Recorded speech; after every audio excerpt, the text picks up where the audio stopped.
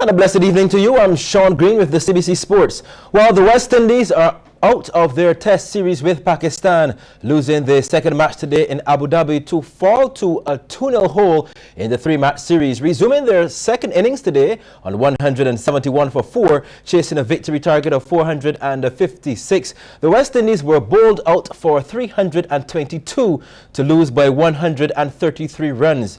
Jermaine Blackwood missed out on his second test turn, being dismissed for 95, while Shea Hope made 41. Player of the match, leg spinner Yasser Shah, he took 6 for 124. We have the highlights.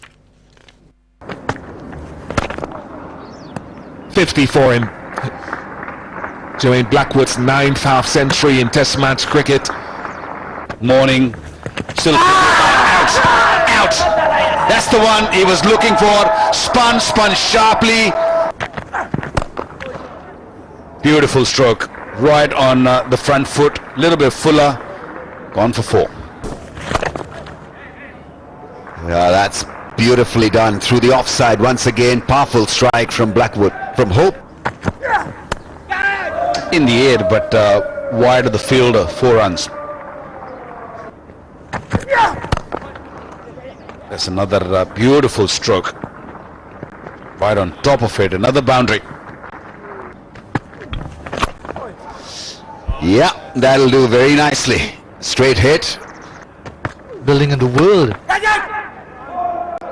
Dropping short off a mid-wicket. Well, he loved the arrival of the new ball.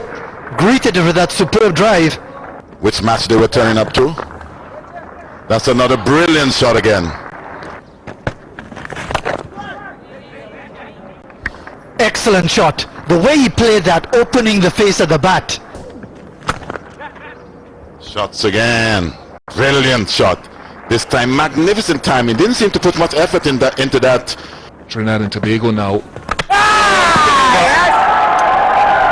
That is the end of Blackwood through the gate.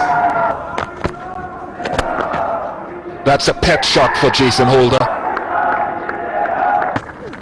Oh, dead gone. Fifer for Yasser Shah.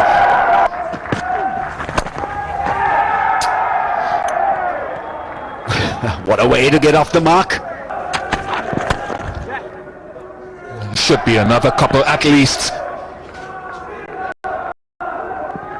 And a few players there. Yeah! Taken. Good catch. He finally gets a wicket. Oh, yes! It didn't take long. It did not take long. He's going to enjoy himself if he can. Off the mark with the boundary. In the air, this should be taken. This should be the match and the series. And appropriately, it's the captain himself, Misbah-ul Haq. Well, the third and final test starts on Sunday. Kyle Hope set up the West Indies A for victory in their first unofficial ODI against Sri Lanka A in Dambulla today, resuming on 69 for 2 after yesterday's rain interruption. Hope scored 81, while captain Jason Mohammed struck 58 and Rodman Powell a quick-fire 55, as the Windies A hammered 93 runs in the last 10 overs to end on 267 for 6 of their 50 overs. Off spinner John Ross Jagassar with 4 for 29, then combined with Beaton and Johnson to bowl the West Indies A to an emphatic 165-run victory. Beaton finished with 3 for 26, Johnson had 2 for 19. The second match takes place on Thursday. In more cricket news, with the little ones this time, Milton Lynch collected their third consecutive victory, beating St Gabriel's to remain unbeaten in Zone C2 of this year's Guardian Group Herman Griffith cricket competition. Playing at Dover today, Milton Lynch posted 88 all-out in 17 overs, which proved to be enough. Here's Mark Seal. Milton Lynch got the ball rolling when Tion Pitts-Watts pulled this one to the boundary of the bowling of Aidan Aline. Aline, though, would get his revenge the very next ball, bowling Pitts-Watts for 5, the score 9 for 1. The other opening batsman, Cody Corbin, eases this one off his legs to pick up his first runs. Corbin next swings through the mid-wicket region onto the fence. 4 more. Miguel Barker joins the fun, hitting this one over mid-on. The fun ends though when Ethan Wood bowls Corbin for 13, and the score is now 43 for 2. Wood up to the wicket again, and this time collects his second wicket. Going through Barker's legs is 46 for 3. Only 3 runs will be added before the 4th wicket falls. Shaquille Cronin grounds his bat too late and is run out. Raphael Lovell was the mainstay for Milton Lynch.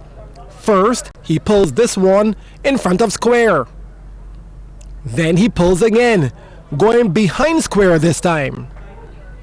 Although the score was taken over, wickets kept falling.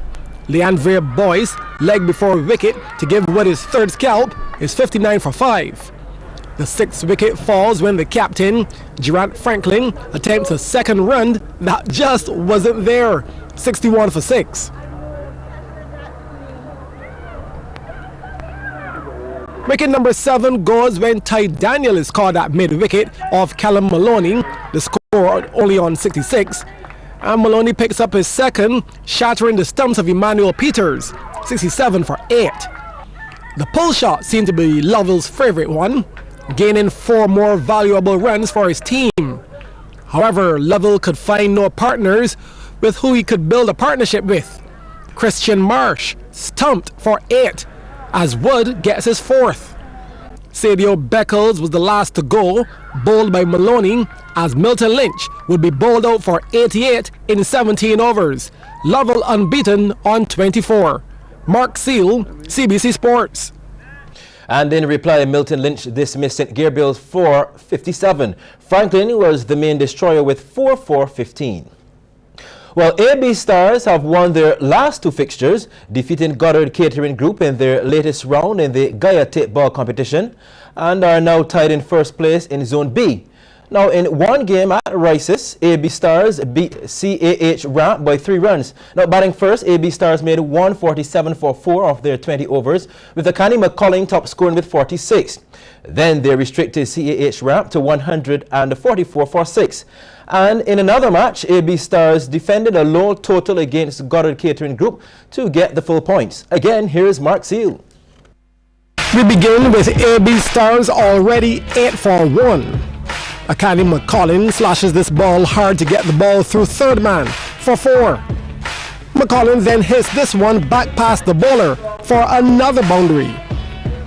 But his innings would come to an end when he mistimes this delivery and is caught at cover for 23 off the bowling of Mackay Howard. AB Stars would then lose the next 5 wickets for just 17 runs, with each batsman being bowled. But Sharon Holligan showed some fight in the struggle, pulling Chad Putprin behind square to accumulate a valuable 4 for his team. Holligan continued to help the cause when he hits this one over long off. However, he would become the 6th victim to be bowled, as AB Stars were dismissed for 99 in their 20 overs. In reply, Goddard Catering Inc. got off to an excellent start. Neil Brown and Clovis Skim Milk Allen put on a partnership of 41. Air Allen dispatches this delivery wide of long on. Then Brown flicking this one off his legs for a boundary of his own. But Ronaldo Holder would remove both openers via the LBW route. Allen first, then Brown. From there, Goddard Catering slid and never recovered, as they lost 10 wickets for 45 runs, being dismissed for 86. AB Stars winning by 13 runs. Thank you, Mark. Well, 28 track and field coaches from across Barbados participated in a seminar recently with Jamaican coach Lennox Graham at the Barbados Olympic Association headquarters in Wilde. Graham, who is a head coach at the Johnson University in Charlotte, North Carolina, was invited by the Athletics Association of Barbados to share some of his technical expertise with local coaches. Most recently, he was a coach with the Jamaican team at the Rio Olympic Games in Brazil, working with the hurdlers and the 4x1 meter relay squad. Some of the things that we find at the junior level, it's consistency, Sometimes you have coaches who prepare the athletes and then they might go away to a championships and their coach is not there. And just to create that independence in that athlete so that when they're performing when you're not there, they can still get to the highest level. At the next level, the higher level, it's the great advantage of the internet and the great disadvantage of the internet. Advantageous in terms of helping the coach to add to their menu of things that they would want to give to an athlete, but if that coach does not understand why these things are done, then they could be doing stuff that is not really beneficial or affecting the athlete in the way they think. Disadvantage again in terms of the athlete might be looking at something that their coach is not doing and not understand why, and believe that their coach should automatically just introduce some things that they're not necessarily ready for, or it's irrelevant at the phase of training that that coach is going through. So it's a plus, but you can't get away from the foundation, which is understanding the methodology. Well, that's it for sports for this evening. Mr. Jones returns with a look at the business. As Barbadians prepare to celebrate 50 years of independence, Barbados